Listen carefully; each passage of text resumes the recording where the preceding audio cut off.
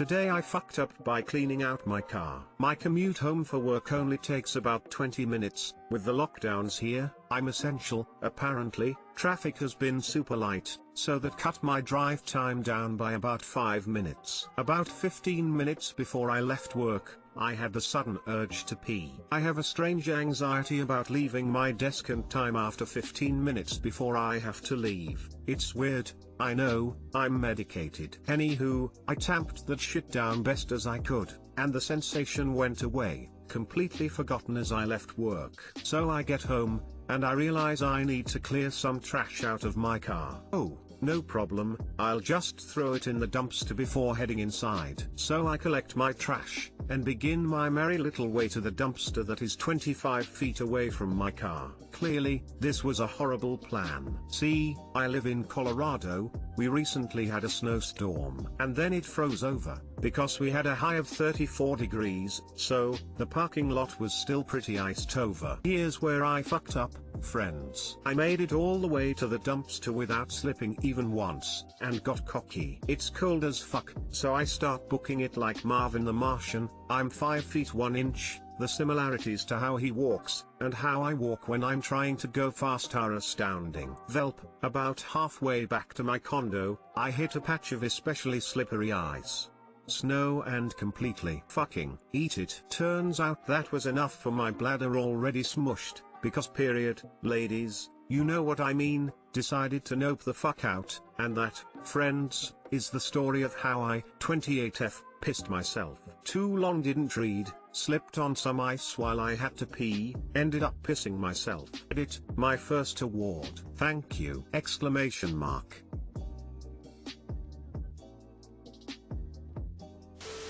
At least you were home. Oh dear. Have you checked the bruises yet? Haha. Luckily I landed on my butt, which has ample padding. No bruises yet. Just sore and embarrassed. If it makes you feel better, I slipped on the ice a couple years ago and whacked the back of my skull on the ice. Like feet flew out from under me, cartoon style fall. Oh. Didn't pee myself though. Had a headache for a few days though. Cleaning out your car is a slippery slope that leads to peeing yourself. Exactly. That's why my car has been a mess for 10 plus years. Dang, so not only can holding your pee harm your bladder, it can also bruise your ego, like a banana.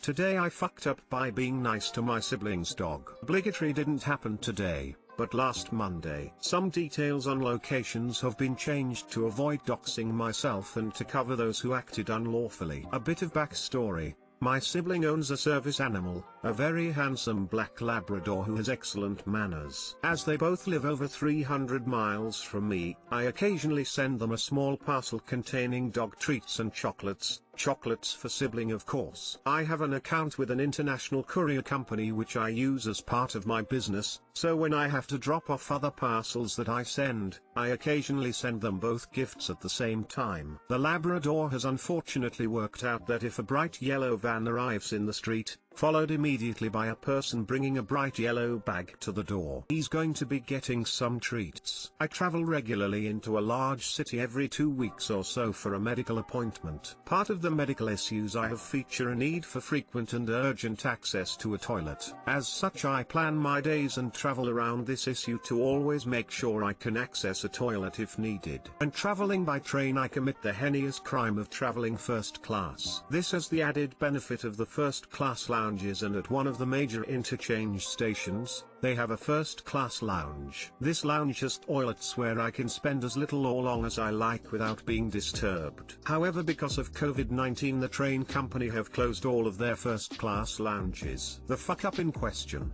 I arrived at the station on the way to my medical appointment as normal. When I got to the station, I hobbled across the concourse towards the accessible bathroom. Used my radar key, national scheme here in the UK, to get into the toilet, locked the door and did what I needed to do. From looking at the music playlist that ran on my phone at the time, I spent 18 minutes in the toilet. Unbeknownst to me at the time, someone had reported that I entered the accessible bathroom with a large rucksack. was struggling to walk and had been in the toilet for some time. My rucksack isn't large by any means, but can certainly carry a laptop and change of clothes. It is also true that I struggle to walk. I use a walking stick, so go figure on that one. I finished up, gathered my particulars and went to leave. Outside the door are not one, not two but 5 police officers who had surrounded the entrance to this toilet in a pincer movement.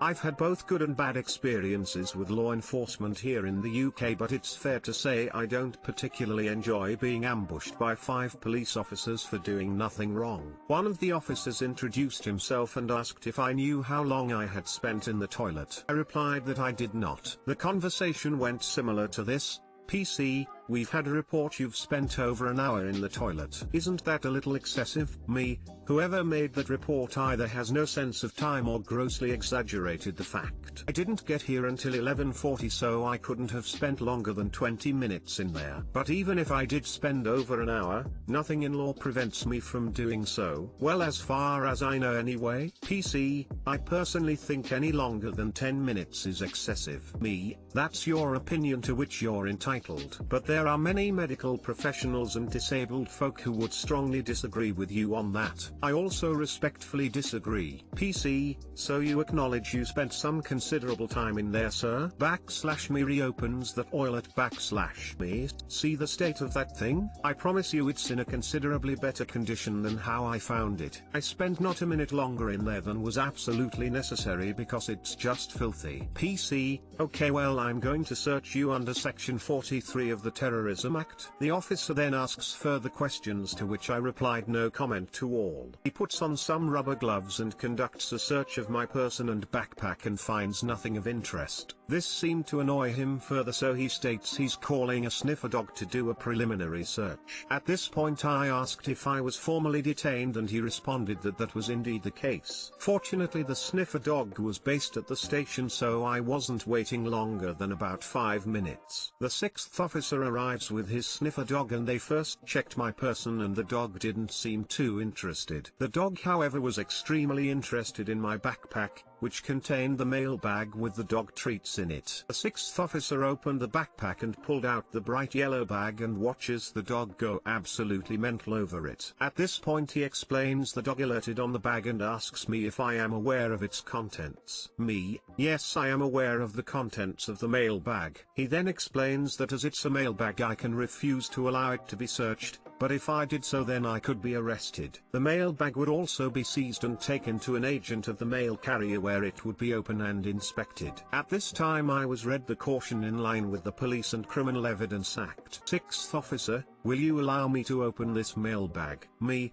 yes. At this time I noticed the officer who initiated contact had his hand on his cuffs posed to make an arrest. The 6th officer opens the bag and reaches inside. I then see him make a slight smirk before exclaiming, "Oh, for goodness sake, are you serious right now?" The dog got even more excited and looked extremely pleased with himself as the officer started to pull out the contents. The original officer leans over and asks, "What is it?" 6th officer, "Dog treats. Fucking dog treats.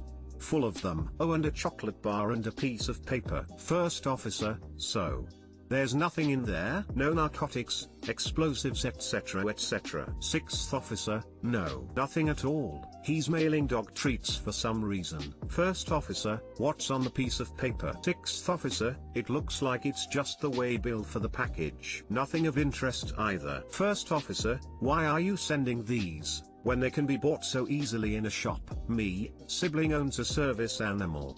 They live considerable distance from me, so every so often I send them some dog treats and chocolate because why not?" 1st officer, "Who does that?" Me, "Clearly I do. So I assume we're done here now?" I then spoke to the 6th officer, "I'm really sorry you've had your time wasted here. But if you want to take a treat for the dog for later or Christmas, then you're more than welcome to take one of the Dentastics or packet of biscuits." The 6th officer thanks me but declines because the dog is meant to find contraband and not dog treats. I'm then left to package everything back up and am allowed to leave without further incident. Too long didn't read. Bought some dog treats to mail to my sibling's service dog. Took a train into a big city and spent around 20 20 minutes in the bathroom. Someone reported that as suspicious, and thus I got searched under terrorism laws and had a sniffer dog inspect my bag and person. Inside my backpack was a mail bag which contained dog treats, which, of course, he found. I'm sorry this happened to you, but the part about them finding the treats had me in tears of laughter. My cats are looking at me because they think I'm crazy. Thank you for this great start of my day. That was not a very well-trained sniffer dog. Brilliant. Bet the police dog was disappointed to not receive a treat for being a good doggo. My sister and I send each other's dogs treats for their birthdays and Christmas. In fact, I got a package from her about a week ago and instantly knew there were dog treats in it by the way my dog was reacting to it. Hadn't even opened the parcel, but my little devil child knew there was stuff in there for him. Sorry this happened to you. Upside, you could have ended up in a crappier situation. Pun intended. Today I fucked up by helping my students focus their microscopes without realizing I needed an eye exam. By today I of course mean a few years ago. I was a teaching assistant for a college biology course, and one of the lab sections involved looking at slides under a microscope. It's surprisingly hard to find the right focal plane through a compound microscope if you've never used one before, so I showed several students how to. Now, these are the sort of microscope that have two eyepieces that can be focused separately, so if your eyes have different prescriptions you can still have a good binocular image. I did this myself for a few of the microscopes and basically said, okay, you should be good to go with this one to the students. A couple months after that course ended, I was, for some reason, talking about eyesight with a friend. I've never worn glasses, as far as I know have never needed them. My friend jokingly asks me to cover one eye and read a sign across the room. I did and couldn't read the sign at all with my right eye. Turns out I've had an astigmatism most of my life and never realized it because my left eye is fine and compensated for the right eye. So when I was helping my students focus each microscope eyepiece separately, I was just badly screwing up their view through the microscope. It never came up on my teaching evaluations, so hopefully I didn't lead them too far astray. Too long didn't read. I didn't know I had an astigmatism, so when I helped my students focus their microscope eyepieces separately, I was actually messing it up for them. This hilarious because I had something very similar happen. I kept telling my students that they could adjust the distance of the oculars to match their eye distance. They didn't need to try to force themselves to look through eyepieces too narrow to get a stereo image. Fast forward a year or two and I'm trying on a new pair of glasses at the optometrist's office, and the one fitting my glasses says, "This pair is a little wide for your head, but since your eyes are spaced wider apart than average, it should be okay." And I suddenly realized why everyone's ocular lenses seemed too close when I was checking their specimens. It's okay. No one actually knows what we're doing in a lab. We're just pretending we do. If you get a good base knowledge and are smart enough, you can pretend for years. I am going on 2 decades now. Thought it was going to be pink eye given to entire class. In my experience, everyone needs to slightly adjust microscopes after the last user. You likely still got it close enough the students could figure it out from there. Certainly hope so. They all did pretty well in the class, at least.